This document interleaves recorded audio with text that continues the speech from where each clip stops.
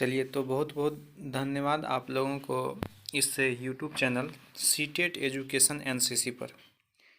आज हम बात करने के लिए जा रहे हैं कि सेकेंड लैंग्वेज में जिन परीक्षार्थियों के द्वारा ये संस्कृत का पेपर ये सिलेक्ट किया गया है, चूँकि आप लोगों को संस्कृत में कुछ जो परेशानी आती है उनके लिए, उन परेशानी को दूर करने के लिए हम लोगों को किन बिंदुओं पर ध्यान देना चाहिए और सीटेट में अच्छा स्कोर के लिए जो संस्कृत है, संस्कृत के पैडागोजी हैं और संस्कृत के जो ये अनुच्छेद से हम लोग को जवाब देना पड़ता है, उन सभी प्रश्नों को हम लोग किस टाइप से जानें और कैसे समझें, इनसे संबंधित हम बात करेंगे इस वीडियो में।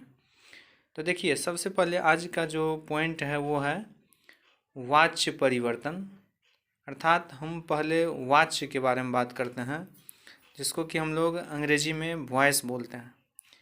अब आप ध्यान देंगे कि इस वाच्य की जो हम चर्चा कर रहे हैं, ये वाच्य जो है, आखिर वाच्य क्या है और संस्कृत में और हिंदी में इस वाच्य को कैसे इसको डिवाइड किया गया है, कैसे इसको बांटा गया है, इसके बारे में बात करते हैं।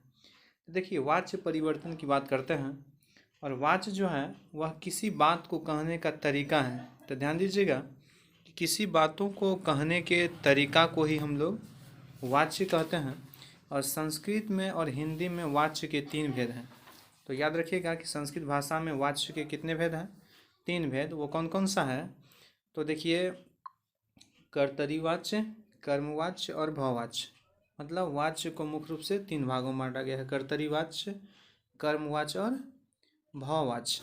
अब बात आती है क्या कि कर्तरी वाच्य क्या है। तो ध्यान दीजिए, कर्तरी वाच्य जो है, कर्तरी वाच्य इसमें जिसमें किसी काम के करने की क्रिया की ही प्रमुखता, मतलब कर्ता की ही प्रमुखता होती है। जो कोई कार्य होता है, जो कोई क्रिया हो रहा है, उसका जो है ये फल, मतलब क्या कि ये कर्ता के द्वारा ही काम को संपन्न किया जा रहा है, तो उसको हम लोग बोलते हैं कर्तरी वाच्य। देखिए, कर्तरी वाच्य की कुछ मुख्य विशेषताएं ये हैं, जैसे कि इसमें कर्ता की प्रमुखता होती है, उसके बाद कर्ता में प्रथमा विभक्ति होती है, इस बात को ध्यान रखिएगा, और कर्म में द्वितीया विभक्ति, और ये उसके बाद क्रिया जो है कर्ता के अनुसार होती है। ध्यान दीजिए कि इस वाच्य में क्या होता है, कर्ता की प्रमुखता होती है, मतलब कर्ता ही प्रमुख होता है।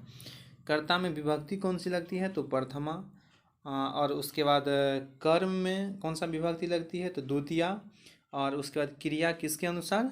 तो कर्ता के अनुसार। जैसे कि आप एक एग्जाम्पल से समझिए, राम विद्यालयं गच्छति। राम विद्यालयं गच्छति मतलब राम जो है ना, वो विद्यालय जाता है।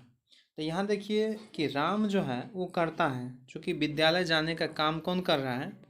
तो राम कर रहा है। तो ध्यान दीजिएगा कि विद्यालय जाने का काम यहाँ राम कर रहा है, तो अतः राम में प्रथमा विभक्ति है, इसलिए रामा है। चूँकि आप लोग को संस्कृत में शब्द का रूप भी याद रखना होगा, जैसे कि पुल्लिंग के लिए पुल्लिंग का जो प्रायः शब्द है वो देव या लता को, अगर आप लोग ये देव या बालक को अगर याद कर लेते हैं तो पुल्लिंग के अनुसार। ठीक इसी प्रकार अगर स्त्रीलिंग का जो प्रायः शब्द है उसके लिए आप लोग एक लता का रूप अगर याद कर लेते हैं तो उनके अनुकूल चलता है।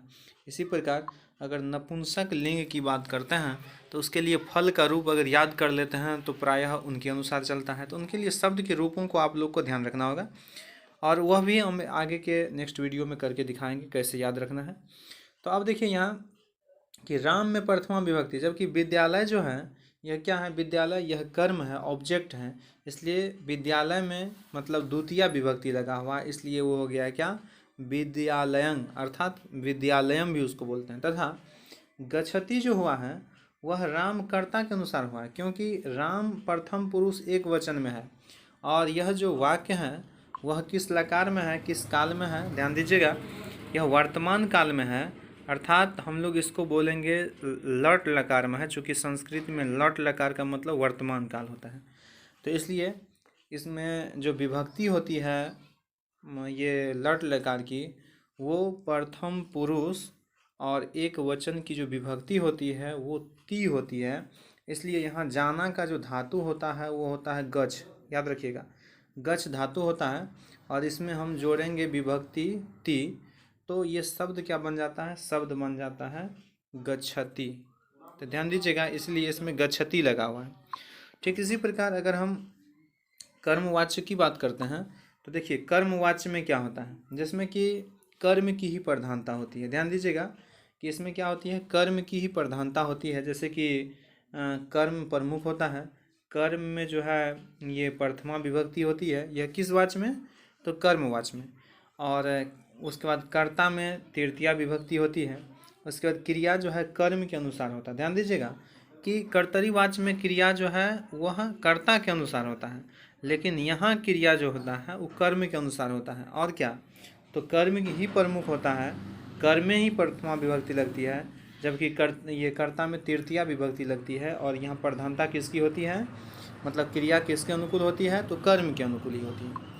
उसके बाद देखिए कि कर्मवाच्य की क्रिया बनाने के लिए मूल धातु में यक प्रत्यय जोड़ा जाता है। चूँकि प्रत्यय और उपसर्ग से संबंधित हम इससे पहले वीडियो बनाए हैं, इसलिए आप लोग उसको जाके देखिए इस चैनल सीटेट एजुकेशन एनसीसी पर, जिसका कि य शेष रहता है और यक अर्थात ये प्रत्यांत धातु के रूप में आत्मनेपदी धातु की तरह ही कार्य चलता है। इसलिए पठ में अगर यक अर्थात य जोड़ते हैं तो ये बन जाता है क्या, पठेत, पठेते या पठेंते। मतलब क्या कि इस प्रकार से इसका शब्द का रूप चलता है। गम में अगर हम लोग यक जोड़ते हैं तो गम्यते, गम्यते और गम्यन्ते। इसी प्रकार यहाँ हो जाएगा कि रामेन विद्यालय गम्यन्ते। यहाँ जो है कर्ता क्या है, तो राम है, जबकि देखिए राम में तृतीया विभक्ति लगा है। क्योंकि तृतीया विभक्ति में बालक का या मतलब देव का जो रूप होता है, जैसे कि बालकेन, ठीक इसी प्रकार राम जो है वो पुल्लिंग शब्द है और उसके अनुकूल अगर हम लोग चलें तो यहाँ राम बन जाता है रामेन। उसके बाद विद्यालय, इसमें जो है याद रखिएगा कि कर्ता है, इसमें तृतीया विभक्ति लगी है, जबकि विद्यालय है कर्म, और कर्म में देखिए ये यहाँ पे विद्यालय है, जबकि विद्यालयम नहीं है, विद्यालयं नहीं है, तो इसलिए कर्म में जो है वो प्रथमा विभक्ति लगी है।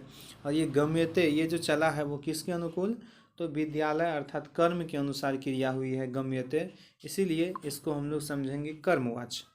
चलिए अब हम लोग आगे बढ़ते हैं और आगे देखिए कि एक तीसरा वाच्य है जिसको हम लोग बोलते हैं भाववाच्य। तो भाववाच्य में क्या होता है, ध्यान दीजिएगा कि भाववाच्य में क्या होता है कि जिसमें कि न तो कर्ता की प्रधानता होती है न कर्म की, इसमें सिर्फ भाव की, भावना की प्रधानता होती है। जैसे कि इसमें भाववाचक में भाव की प्रधानता होती है। उसके बाद कर्ता में जो है वो तृतीया विभक्ति लगती है, जबकि आपको पता है कि कर्मवाच्य में भी कर्ता में ये तृतीया विभक्ति लगती है। उसके बाद क्रिया जो है अकर्मक होती है, अकर्मक और सकर्मक दो प्रकार की क्रिया होती है। अर्थात जिस क्रिया में कर्म लग सके, कर्म लगने की संभावना, उसको हम लोग सकर्मक बोलते हैं। अर्थात आप लोग इंग्लिश में ट्रांजेटिव और इंट्रांजेटिव भर पड़े होंगे। तो इसी प्रकार ये अकर्मक क्रिया होती है जिसमें कि कर्म लगने की संभावना नहीं और सदैव प्रथम पुरुष एक वचन में होती है। ध्यान दीजिएगा क्रिया जो होती है वो सदैव ये भाववाच्य में वो प्रथम पुरुष एक वचन में होती है।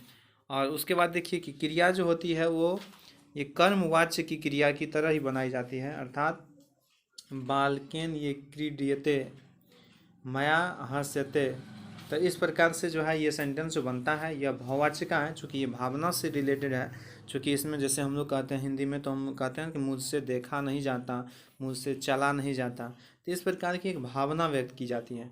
जबकि अगर हम लोग कर्मवाच्य में जाते हैं, अगर हिंदी में कर्मवाच्य की या ये कर्तरी वाच्य की एग्जाम्पल है, जैसे कि मदन पढ़ता है, यह हिंदी में अगर पूछे तो यह कर्तरी वाच्य है, जबकि मोहन को पढ़ाया जाता है तो यह जो है कर्मवाच्य होता है, जबकि मोहन से पढ़ा नहीं जाता है तो ये जो है भाववाच्य। मतलब एक ही सेंटेंस को हम लोग तीनों वाच्य में समझ सकते हैं। तो चलिए आप लोगों को ये वाच्य से संबंधित जो चर्चा की और वाच्य से संबंधित कैसा कैसा प्रश्न पूछा जाता है हम आगे के लाइव शो में आप लोग को बताएंगे और दिखाएंगे। तो अभी आप लोग इतना कुछ जाने कि ये वाच्य क्या होता है, वाच्य को कितने भागों में बांटा गया है और वाच्य को हम लोग कैसे पहचानेंगे। फिर हम लोग आगे सीखेंगे क्या कि वाच्य से संबंधित कैसा कैसा प्रश्न पूछा जाता है, तो इस चीज़ को। तो अभी के इस वीडियो में बस इतना ही। बहुत बहुत धन्यवाद आप लोगों को इस चैनल में बने रहने के लिए। आप लोग कंटिन्यू बने रहें इस चैनल पे और इन चैनल को सब्सक्राइब करें ताकि हर सब्जेक्ट का पेडागोजी और हर पॉइंट से आप लोगों को जानकारी मिलती रहेगी। धन्यवाद।